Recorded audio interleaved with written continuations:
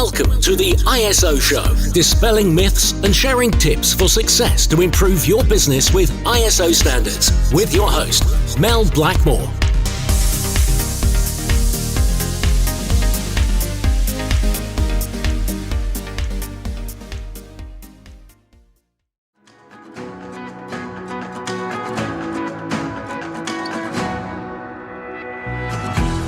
If you're listening to this podcast, then you're in great company. We've got thousands of listeners who have a thirst for continuous improvement and raising standards in business. Whether your interest is in quality, sustainability, or risk standards, I'd love to welcome you as a member to our online platform for all things ISO, the ISology Hub.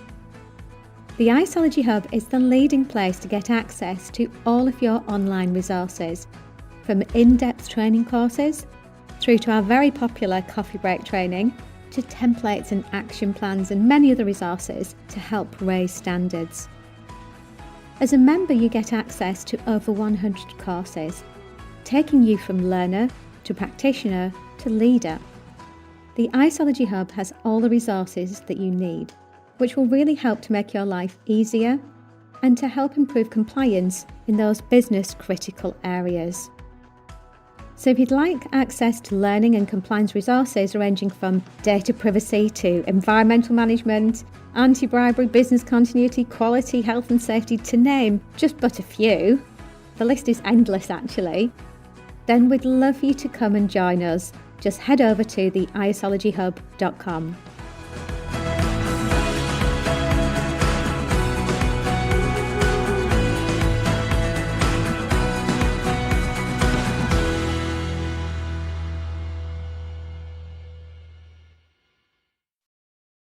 Hello and welcome to the ISO Show. Thank you for joining me today. Well, I'm delighted to be covering a topic that is on everybody's agenda at the moment, and that's looking at how to mitigate cyber incident risk. And also, we'll actually be covering a second part podcast as well, in terms of how to respond effectively to a cyber incident and highlighting exactly what you need to know. So I'm very fortunate to be joined by Jack Morris, who's an account director at Epiq today. Hi, Jack. Hi, how are you? Yes, great. Thank you. Thank you so much for joining me. Just to give our listeners a bit of insight into Epiq, I thought I'd just give you a little bit of an overview. So Epiq is a global leader in technology-enabled legal services. In fact, it supports 90% of the top law firms globally. So it has over 8,000 employees, which are spread over 19 different countries. And it helps to support corporations, law firms, and government agencies across the globe. So it's global in scale, but local in execution and culture.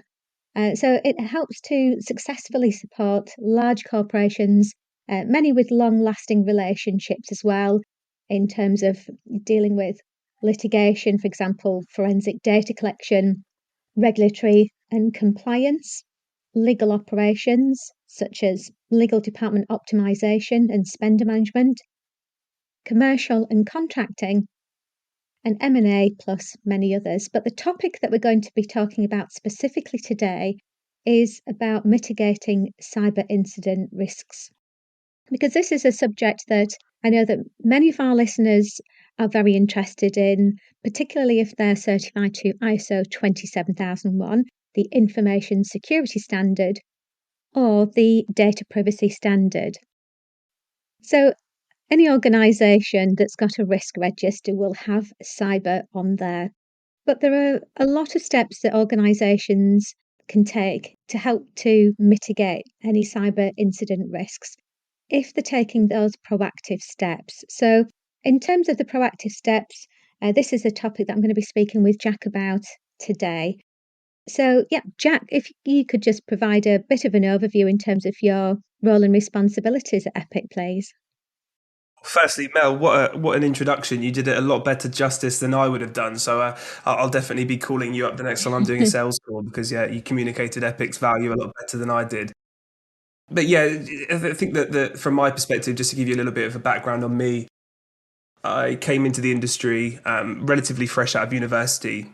I joined an organization called Kroll On Track, where I was very much focused on data management, whether that be from a data recovery perspective, and obviously relevant to the cyber conversation around overcoming ransomware infected devices and essentially allowing organizations to get access to data that was previously taken away from them.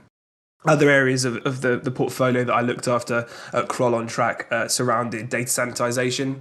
So again, very consistent with this theme around trying to reduce your attack surface and mitigate the risk of a cyber incident. Being able to sanitize your data effectively is obviously a key factor to that. Kroll were then acquired by Duff & Phelps. The on-track side of the business where I resided was acquired by L Discovery, which then formed KL Discovery after a couple of name changes. It was a difficult time with different names and different branding, but they settled on KL Discovery. Just under a year ago, I left KL Discovery and I joined Epiq, and that's where I'm one of the account directors here now. And I'm very fortunate here that my role is essentially a facilitator. So I introduce clients, both law firms, corporations, and cyber insurers, to best-in-class people and best-in-class technology. You mentioned, Mel, about the sheer scale of Epiq as an organisation. I'm very, very fortunate as a salesperson to have access to the best-in-class people. We are very much at the forefront of cyber and, of course, into litigation support as well. So, yeah, it's a truly exciting time here for Epiq. Great, thanks, Jack. What I'd like to do is start with the very basics in terms of just identifying what a cyber incident actually is. Could you give me your interpretation of what a cyber incident is? Sure. Yes. So a cyber incident is essentially an umbrella term, right? A cyber incident refers to any type of unauthorized or unexpected events that compromise the confidentiality, integrity, or availability of an organization's information systems, data, or network. There are numerous examples of what a cyber incident could be, but to sort of name a few, typically a data breach or malware infections I referenced earlier around the ransomware piece. Those are typical types of cyber incidents.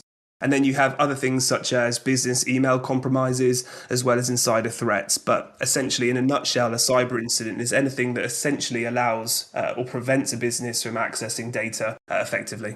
Yeah, you mentioned about confidentiality, integrity, and availability. They're the key principles of ISO 27001 because a lot of organizations think about, confidentiality and, making sure that everything is secure, but it is also just as important to ensure that you've got good quality in terms of integrity of management of data and also, of course, availability, because if we haven't got access to that data, then, it's a bit of a struggle in terms of business operations and getting the job done. So I think a lot of people overlook the availability side of things.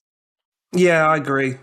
Now, in terms of being proactive, so we know that quite often organizations will tackle cyber following an incident, but obviously the purpose of this discussion today is to look at how organizations can think proactively in order to be able to mitigate cyber incident risks. So, in your view, why is it important for organisations to be proactive in reducing their risk of an incident, regardless of the size of the business? Sure. I think that's a really great question, Mel. I think that human nature in itself is to only really care about things when they're actually having a negative impact on us. I do the same thing where I put my washing tidy clothes on the side of my bed, get ready to put away, but it doesn't really affect me till late at night when I get into bed and actually have to move these things, right? So it's always a shift of mentality in terms of trying to make organizations think proactively about these things.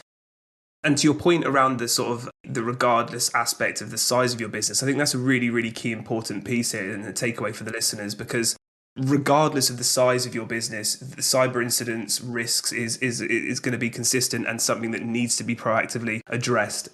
I think that prior to coming on today's podcast, I took a look at some statistics, and there's some really, really alarming statistics across the full breadth of businesses from both scope and also location. Just to reel off a few that I thought were most sort of scary. In the UK last year, 39% of businesses identified a cyber attack within the previous 12 months. And of those, 31% of them experienced an attack at least once a week. So again, you can see here that the sheer scale of businesses in the United Kingdom alone that are going to be impacted by a cyber incident is so great. But then you think about those that are being actively targeted on numerous occasions. So again, it's really, really important to understand, okay, what's my cyber risk? How can I be proactive in mitigating that risk? And then how can I sort of implement that into my working life to make sure that we are going to be as cyber secure as possible moving forwards? In terms of small to medium sized organisations, I mean, would you say that they're an easier target in some respects? Yeah, I think that over the last sort of 12 months or so, there's been a real shift over views of, okay, well, we're a small to medium business. What would a threat actor want with my business information? We simply don't hold enough information for them to be interested in. However, on the flip side, I think that organizations of small to medium size are actually more at risk than some of the larger organizations.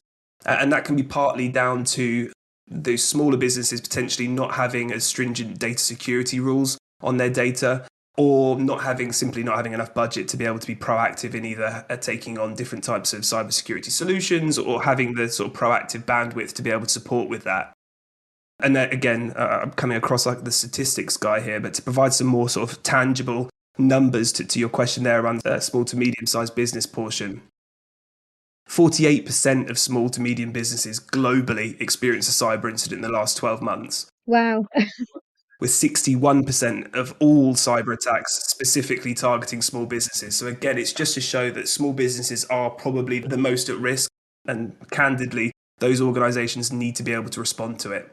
Nearly 60% of businesses that are impacted by cyber incidents go out of business within the next 6 months following. So again, it's super, super important that these businesses have taken proactive steps, but also respond to incidents effectively. Absolutely. That is quite shocking, isn't it?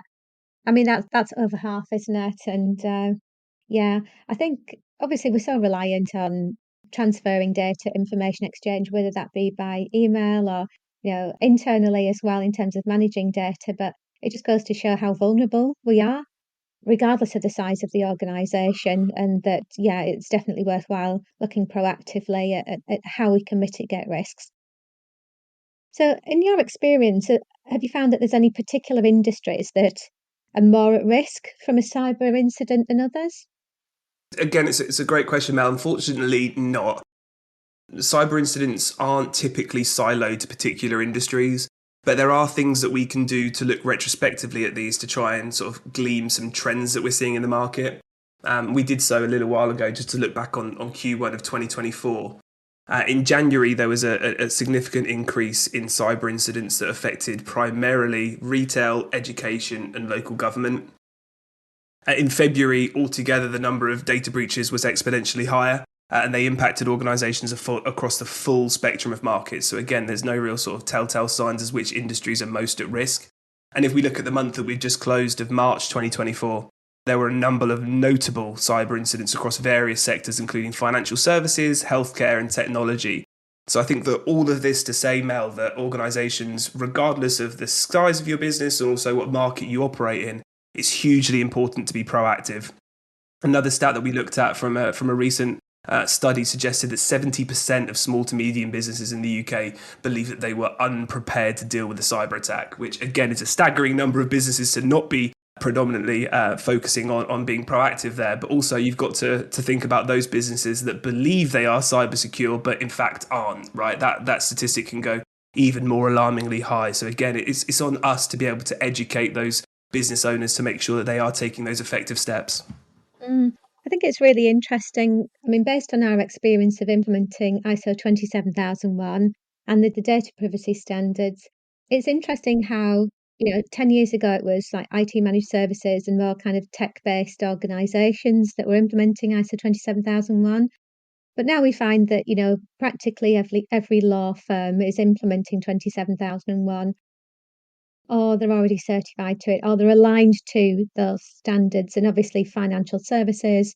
But we've even experienced implementing this standard in, manufacturing, construction, marketing, you name it. It's pretty much every sector now. We've definitely seen a change in terms of sectors that it's affecting all sectors. So yeah, that's definitely something I can relate to. It seems to be a requirement on tenders now, regardless of the service that's being offered.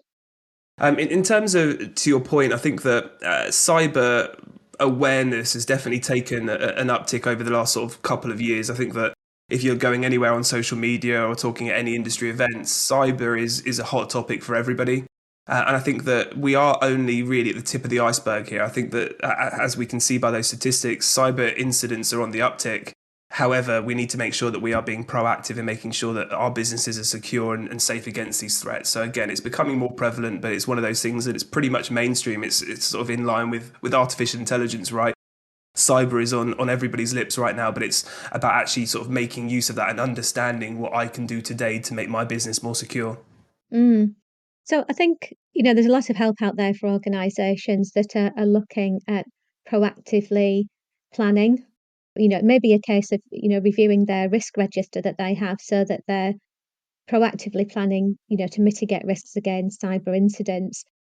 Why should organisations engage with, for example, law firms or compliance consultants during this planning stage? Sure. Yeah, I think it's really, really important that we look at cyber incident readiness in terms of two buckets, right? You've got the legal implications that arise from a cyber incident, and you've also got the operational aspect. Of course, the law firms and the compliance consultants very much sit on that legal aid, and they help organizations in navigating the legalities of a cyber incident, whether that be from the data breach notification requirements, the regulatory compliance aspects, or potential liabilities that come from a cyber incident. So I think it's really, really important that organizations are aware of their legal requirements when it comes to a cyber incident. An example here is that, let's say that your organization was to be hit with a cyber incident today. You must report any personal data breaches to the regulators within 72 hours of becoming aware of an incident, or there can be fines that are implicated, a sort of matter of fact with that. So again, it's really important that these organizations establish sound relationships with law firms and compliance consultants way, way, way ahead of time, rather than having to scramble around trying to find a relationship and trying to find out some support. I think that it's really, really important that these organizations are engaging with law firms actively. Yeah, and I think in terms of preparedness, many organisations that are certified to ISO standards need to comply with context of the organisation clause 4, which is in all of the ISO standards now, which is about identifying risks and opportunities. And many organisations, in order to be able to identify risks, like to do like a bit of a gap analysis or like a tabletop exercise. So what would you say if we're looking at, testing our cyber resilience? What would you say the forensic tabletop exercises that an organisation could do, and how could they enhance the preparedness for those businesses? Sure. Yeah, it's a really great question. It's interesting you spoke about the forensic tabletop piece. It's something that we are seeing a lot of appetite for in the industry, not only from law firms and in communicating that to their clients, but also corporations that we're engaged with directly. I think that prior to undergoing the forensic tabletop exercise, I think it's super, super important that organizations put together an incident response plan, because having that plan in place prior to testing it is obviously super important. So if we spoke about the sort of response readiness plan, I think that it's super important that organizations essentially outline what they would do in response to a cyber incident, whether that be defining clear roles and responsibilities within the organization, understanding the communication protocols, how to escalate things and who they should be communicating to both internally and externally. We spoke about the law firm piece a moment ago. And then after you've established that response plan, it's about actively planning and testing against that plan. So the use of a forensic tabletop exercise essentially would simulate a cyber incident in a controlled environment, right? I think the best way to be able to test any type of plan in any walk of life is to actually practice against that plan, right? So rather than opening yourself up to a real life cyber incident, the next best thing is to actually go through a controlled process of simulating an incident. Having a forensic tabletop consultant or a partner that you work with and routinely going through these processes, maybe either every 12 months or 18 months, is super, super important to make sure that the organization on a whole is completely coordinated in terms of how they would respond to a cyber incident, who they'd be communicating to, again, externally as well as internally, and making sure that the decision-making criteria and the response is most effective when a real incident does occur.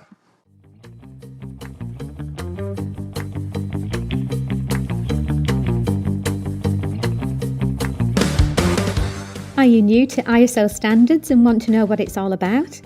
Or maybe your company has multiple ISO standards, but there's a lack of engagement and compliance. Whether it's quality, sustainability or risk standards, the Isology Hub is your one-stop shop for all your online learning resources associated with raising your company's standards. From as little as £99 a month, you can have unlimited access to hundreds of online training courses and achieve certification for completion of courses along the way, which will take you from learner to practitioner to leader in no time. So what courses are in the Hub? Well, there are courses on everything a head of quality, sustainability, information security and health and safety would need to manage compliance and raise standards. With over 100 courses available to you, here are examples of just a few. ISO 9001 Internal Auditor, how to transition to the new ISO 27001 standard, the role of ESG in quality management, and how to integrate management systems. But it's not just courses in the Isology Hub. You can access templates, downloads, and action checklists to take your business to the next level. So why not try the Isology Hub today? Just click on the link at www.isologyhub.com and you'll get access to all our resources within minutes. If you're interested in embedding best practice across your organisation or would like to develop an awareness and training programme for employees, we offer a free learning and development session to tailor a bespoke training programme based on your organisation's needs. So we'd love for you to join as an Isology Hub member. Just head over to isologyhub.com to get access to your unlimited training and compliance resources.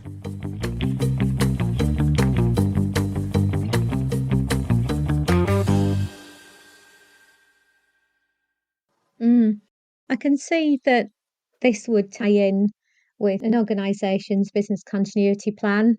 Of course, if they've got ISO 22301, the business continuity standard, then they'll have a plan in place for reviewing and updating their response plans and also to be able to put them to the test. I think a lot of organisations don't actually test based on our experience doing the gap analysis across organisations, not just for 22301, but just generally speaking in terms of the risk register. There's very little testing done, and quite often when the testing is done, it is a little bit of an eye-opener that you might not be quite as resilient as you thought. But then that's the whole point of testing it, isn't it? So that you are ready and you have got confidence that you have got a robust incident response plan in place and the necessary technology and support that goes with it. I was just going to say, I think you're completely right there. I think that in any walk of life, plans are better suited when you're actually testing against them, right? And what better place to be able to test a plan is in a non-real life, in a simulated world versus an actual active requirement. Yeah, and obviously we want to be able to get back to business as usual as quickly as possible. So if we've been there, done it, tested it, and we can see, how long does that outage last for? What is the impact of that and how can we best mitigate that risk? I think obviously if we can do a dummy run and put that to the test before a live one, we will feel somewhat, I wouldn't say comforted when we have a cybersecurity incident because nobody ever would be, but at least you feel a little bit better prepared if that event did happen. So obviously this isn't just a one-off. An organisation needs to continuously manage their risks when it comes to cyber. Why might an organisation need to get an incident response retainer? Yeah, it's a really interesting point. I think that businesses in themselves are not set up effectively to respond to a cyber incident alone. I think it comes down to, again, being able to leverage existing relationships with either law firms or cybersecurity providers. On the incident response retainer, I think that it's really, really useful and very much a conversation that we should be having with the listeners and their organisations, because across a number of industries, increasing cases are cropping up, particularly in some regulated verticals where businesses in their supply chain need to meet different cybersecurity requirements. So they keep popping up about having response plans in place. So again, it goes back to having that response readiness plan. But what better way to have that response readiness plan exceeded by having an incident response retainer to say, okay, well, look, should the worst happen, you've already got the incident response triage organisation in place, ready to respond should the incident happen, to make sure that, again, to your point about the business continuity aspect, to make sure that the business downtime is limited as much as possible, and making sure that business is able to operate as close to usual as possible. But I think, again, we do a lot of work with cyber insurers. So as an organisation, Epiq are on 45 cyber insurance panels in the US and 35 in the UK. And something that we're starting to see crop up a lot more with cyber insurers is that when organisations are looking to take out cyber insurance, they essentially need to hit different criteria to be more applicable and insurer friendly to actually get that coverage. So doing things like having a forensic tabletop exercise in yearly, having an incident response retainer, having an incident response plan, all of these types of things are able to suggest to the insurer that this organisation are taking effective steps to be proactive in mitigating that risk, and thus being able to be more insurer friendly and coverable. Okay, so in addition to having that plan and being able to do testing, one of the things I'm interested in finding out more about is the role that software plays in helping to proactively reduce the potential impact if there is a cyber incident. And going back to your stats earlier, Jack, I don't think it's a case of if it's going to happen, it's just when. In reality, let's get real. Yeah, and how many times? Yeah. So, I mean, what role does managed detection and response software play in, proactively managing incident responses? Sure. Yeah, I think that it's a really useful point to talk about software solutions, right? I think that we've spoken to the fact about needing a response readiness plan. We've spoken to the fact about having a potential incident response retainer, and obviously going through those sort of stress testing of your resilience plans. But there are other things organizations can do to be more proactive in actually fending off threats versus actually just being able to respond effectively to them. And you're completely right there, Mel. One of the sort of key areas around that is around managed detection and response, or MDR. MDR solutions continuously monitor networks, they detect threats, they provide real-time alerts to the organization. So having these types of things in place allows you to be proactive in responding to incidents by identifying suspicious activities early. So obviously it allows the organization to take preventative action before an incident escalates. So again, if we're looking at this from a perspective of the MDR solution being able to identify that there is a potential incident occurring, being able to shut those doors a lot quicker means that a lot more data isn't going to be accessed and a lot more systems aren't going to be accessed, and ultimately business downturn is a lot less. So having this solution in place is not going to prevent cyber incidents, but it prevents them from escalating exceptionally and sort of snowballing out of control. Yeah. Okay, great. So we've talked about, having plans in place, testing, retainers, and in effect having your own cyber detective in your back pocket with an MDR solution, being able to pick up on those incidents as quickly as possible. This obviously ties in with governance, and ESG is definitely a buzzword at the moment. So environment, social, and governance. And obviously, I can see that this does play a very vital role on the governance side. What role would you say that information governance consultants play in helping to reduce cyber risk? Sure. Again, a very, very great question there, Matt. I think that information governance in itself is a huge umbrella term, right? It's very much a sort of an overriding theme across business and understanding data. I think specific to the cyber risk area, I think they come hand in hand, right? I think that information governance consultants will be able to specialize in helping an organization initially define their information governance strategy, but allowing it to encompass data security and defining compliance policies to make sure that organizations are both compliant, but also on the practicality aspect, making sure that they have a better understanding of what data they have and where it's housed. I think that information governance support can be sort of bucketed into 4 different areas. The first is data classification.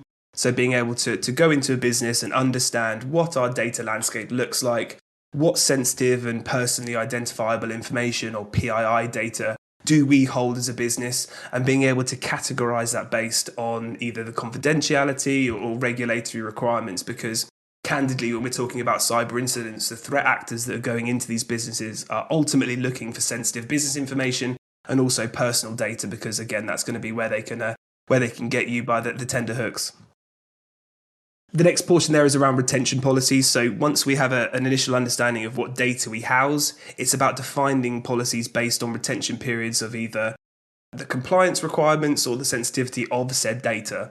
I mentioned at the top when I was talking about my background, I worked over in data management for a significant period of time. Something that was a consistent theme across all businesses of every size and every market that I was speaking to was that they simply don't understand what data they house, and they're very much scared of deleting data that potentially is going to be relevant if there's a investigation or if there's litigation to come against an organization. And that means that these organizations are holding a significant amount of rot data, which is redundant, obsolete, and trivial data, i.e. data that we don't need to be housing. Perhaps it's got sensitivities, maybe it's got PII in it, but the organization simply doesn't need to retain that data. So having those retention policies clearly defined in terms of, okay, this organization holds this type of data. After a certain amount of time, we can delete that data if it's not going to be relevant for any type of inquiry. So that retention policy piece is really, really important to not only lower costs of housing data, but also to reduce your attack surface if there was an incident to occur. We spoke to the legal aspect. The legal hold portion is really, really important and something that, again, some IG consultants can support you with.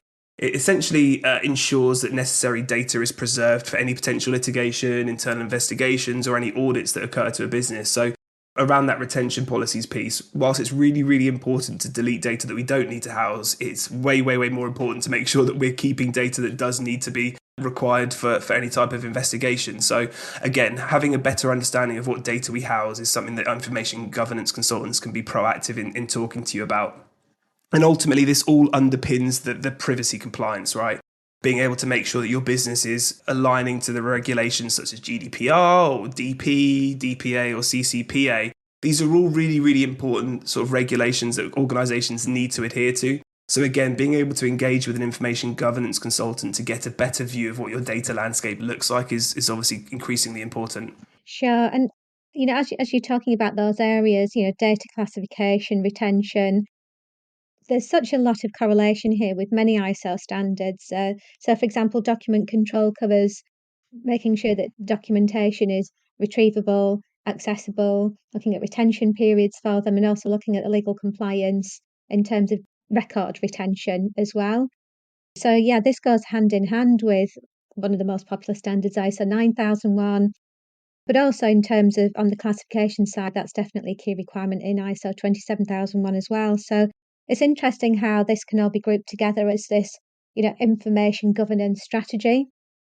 And I think it's really interesting how an organisation may already have some of this in place, and I think it's important to kind of look at what you've already got in place as an organisation rather than bolting on new documentation, strategies, etc. Look at what's working for the organisation at the moment, and also just to go back and double check in terms of compliance, in terms of retention of that documentation, because we're seeing it across all different areas now, including energy reporting data as well, because we're seeing more and more regulations on, carbon reporting and things like that, and retaining records to be able to demonstrate with transparency the claims that are being made. So yeah, it's important across all areas really. Great. Well, we've covered lots of ground there, Jack. It's been so helpful in helping to kind of dig a bit deeper into what's involved with cyber incident mitigation, looking at the risks involved. So before we go, could you just leave us with your top tips for our listeners so that they can kind of take away a few more things from this podcast and hopefully help them to implement it and to help to mitigate their risk? I think it's really, really useful to do so, Mel. I think, unfortunately, mitigating cyber risk isn't a one-size-fits-all response. But I like to see managing cyber risk in essentially 3 buckets. The first being technology and infrastructure. If an organization has outdated IT systems, maybe unpatched software, or not fit for purpose IT infrastructure, they all pose significant risks for an organization. Threat actors are, of course, aware of the limitations of specific softwares, and they're able to overcome those patches to make sure that they are being able to get access to these impacted systems. So again, we really need to make sure that the technology is fit for purpose and secure. Types of vulnerabilities are obviously exploited by these hackers. So again, we need to make sure that we are being proactive there. Simply being able to maximize the usage of existing security capabilities within Microsoft 365 enables businesses to be more cyber secure right away. So again, organizations invest a lot of money in Microsoft 365, but a lot of them simply don't know how to get the most out of that system. So again, being able to engage with information governance consultants to essentially unlock the capabilities that are already within Microsoft 365 is hugely important. The next bucket for me is around people. Unfortunately, people are pretty much the number one frailty when it comes to a business. Business email compromise incidents have increased by 67% in 2023. Wow. With multi-factor authentication or MFA being bypassed in nearly 30% of those incidents. So I think that it's really important that organizations switch from, over recent years, there's been a really, really big stress on cybersecurity awareness, whether that's understanding what cyber is and being aware of it. I think that the next thing for us needs to be switching that across towards fostering a culture of cybersecurity responsibility among colleagues and employees, i.e. understanding what a phishing email looks like, being able to report that to make sure that my colleagues aren't being impacted it and make sure that ultimately our business is as secure as possible. So yeah, ensuring that the people are aware of what a cyber incident is by perhaps listening to this podcast, Mel, or doing some research and training behind the scenes is super, super important to make sure these people aren't the sort of backbone to an organization. Yeah. The final bucket for me is around preparation. In just about all walks of life, preparation is key for preventing almost anything bad from happening. We spoke today about some of the sort of key preparation themes that we're seeing in the industry, from readiness response plans. We're talking to MDR, managed detection and response. We're talking about incident response retainers. So getting sufficient cybersecurity insurance is really, really important for organizations to make sure that they're able to respond effectively to an incident should one occur. So again, being prepared both from an external perspective in terms of engaging with law firms, engaging with consultants, engaging with cybersecurity vendors, but also to have those internal processes prepared is really, really important. Great. Well, that's been such an information-packed podcast that we've just covered there, and I'm sure that our listeners will be making lots of notes based on, a lot of the tips that you just gave then, but also in terms of, some of the responses to some of my questions. So thank you so much for that, Jack. What we'll do is we'll include the show notes on, whichever media player you're listening to this podcast, so that you don't miss out on that. But Jack, if any of our listeners would like to reach out to you to arrange a one-to-one or, to ask you any further questions, what's the best way of getting in contact with you? Absolutely. We'll be sure to be able to sort of give my contact details. My name's Jack Morris. I'm on social media as well, on LinkedIn, to be able to looking out to me. I do post some pieces around cybersecurity as well as the sort of traditional e-discovery side. But yeah, I'm always available. We're having increasing number of conversations with organizations about being proactive, and it's really, really promising to see that there is a culture fostering around cyber readiness. But yeah, I'm always available, and we can definitely get contact. Right, okay. Yeah, thanks once again for joining us today. Really appreciate it. No problem. Thank you for having me. Well, thanks very much for joining us on the ISO show today. And please don't forget to subscribe so you don't miss out on the next episode that we've got in this series around cyber incident risk mitigation. Because the next episode we're going to be talking about is what do you need to do when there is a cyber incident? And based on some of the stats that Jack mentioned earlier, again, it's not a case of if it's going to happen, it's only a case of when, really. So it's always best to be prepared, which is obviously the purpose of today's podcast. But the next episode will be all about what you need to know in order to be able to respond effectively to a cyber incident. So I look forward to joining you on the next episode of the ISO show.